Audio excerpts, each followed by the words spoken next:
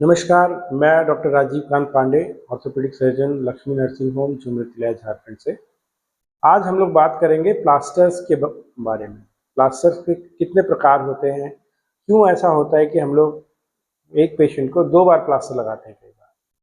हमारी क्लिनिक में, हॉस्पिटल्स में बहुत सारे पेशेंट्स आते हैं जो कि ये सवाल पूछते हैं कि डॉक्टर साहब फ्रैक्चर हो गया, आपने प्लास्टर लगा दिया, फिर आप कह रहे हैं कि इसको हम फिर बदलेंगे और दोबारा फिर से प्लास्टर लगाएँगे।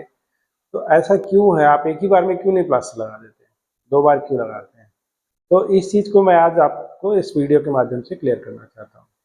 देखिए, जनरली जो हम लोग प्लास्टर लगाते हैं 2 तरह के होते हैं। एक प्लास्टर जिसको हम कहते हैं स्लैब। स्लैब का मतलब एक ऐसा प्लास्टर जिसमें एक हिस्सा मोस्टली नीचे की तरफ सपोर्ट के लिए पीओपी का या फाइबर कास्ट का होता है और बाकी हिस्से में बैंडेज लपेट दिया जाता है।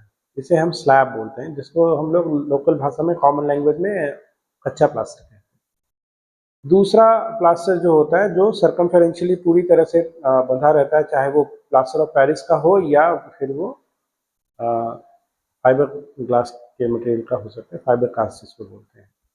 तो ये 2 तरह के प्लास्टर होते हैं। एक स्लैब, जैसे आप समझिए कि ये हाथ में अगर प्लास्टर लगाना है, तो स्लैब में हम लोग एक हिस्से को केवल कवर करेंगे और बाकी हिस्से को कॉटन और बैंडेज से लपेट देंगे। ये हो गया स्लैब।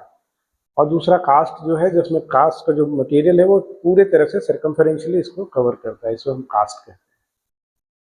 जनरली जब हम प्लास्टर लगाते हैं, जब कोई फ्रैक्चर होता है, तो मोस्टली एक्यूट केसेस में, शुरुआती स्टेजेस में काफ़ी दर्द होता है, काफ़ी सूजन होता है और स्वेलिंग होती है, दर्द रहता है ना? तो ऐसी स्थिति में क्या होता है कि जब हम प्लास्टर लगाते हैं तो उसका मेन पर्पस हमारा जो होता है उस एरिया को सपोर्ट करना होता है। और ऐसी स्थिति में या कभी-कभी सर्जरी के बाद हम जब स्लैब लगाते हैं तो ऐसी स्थिति में और सूजन बढ़ने के चांसेस रहते हैं चोट लगने के बाद, जिससे कि अगर हम कास्ट लगा देंगे तो वो टाइट हो जाएगा, या अगर वो सूजन कम हो जाती है वक्त के साथ, जैसा कि हम लोग रेगुलरली देखते हैं स्लैब में कि दवाइयाँ दी, रेस्ट किया तो थोड़ा स्वेलिंग कम हो गई, तो ऐसी स्थिति में वो स्लैब लूज हो जाता है। ये नेचुरल प्रोसेस है कि स्लैब धीरे धीरे लूज हो जाता है एक्यूट केसेस के बाद। तो अगर हम पहले ही दिन आपको कास्ट लगा दें, तो वो हो सकता है कि बहुत ज़्यादा टाइट हो जाए, या हो सकता है कि समय आने के बाद वो लूज़ हो जाए। जब टाइट हो जाएगा, तो जैसा कि हम लोग पहले भी वीडियो में डिस्कस कर चुके हैं कि टाइट हो जाने से ही आपके सर्कुलेशन को हैम्पर करेगा, जो कि बहुत ग्रेव कंसिक्वेंसेस जिसके हो सकते हैं। और अगर ये लूज़ हो जाता है तो फिर उसका कोई पर्पस ही नहीं रह जाता। अगर प्लास्टर बहुत लूज़ हो गया तो उसका जो पर्पस है फ्रैक्चर को या लिम्ब को अपनी जगह पे रखना, वो सॉल्व नहीं हो पाता है। तो मुझे ऐसी उम्मीद है कि आप ये समझ रहे होंगे कि नॉर्मली 2 तरह से होता है प्लास्टर, एक स्लैब, एक कास्ट। स्लैब जनरली हम लोग एक्यूट कंडीशंस में तुरंत चोट लगने पर लगाते हैं, जिसका पर्पस बॉडी को सपोर्ट देना, दर्द में आराम देना होता है। और जो कास्ट होता है वो फाइनली जब स्वेलिंग कम हो जाती है और फ्रैक्चर को हम लोग को परमानेंटली सेट करना होता है, फिक्स करना होता है, ऐसी स्थिति में हम कास्ट लगाते हैं, जो कि हमेशा स्वेलिंग और पेन कम होने के बाद ही हम लोग लगाते हैं। इसीलिए अब जब कभी आपको डॉक्टर्स बोलें कि क्या लगाना है, स्लैब लगाना है, कास्ट लगाना है, तो मुझे आशा है कि आप ये चीज़ को समझेंगे।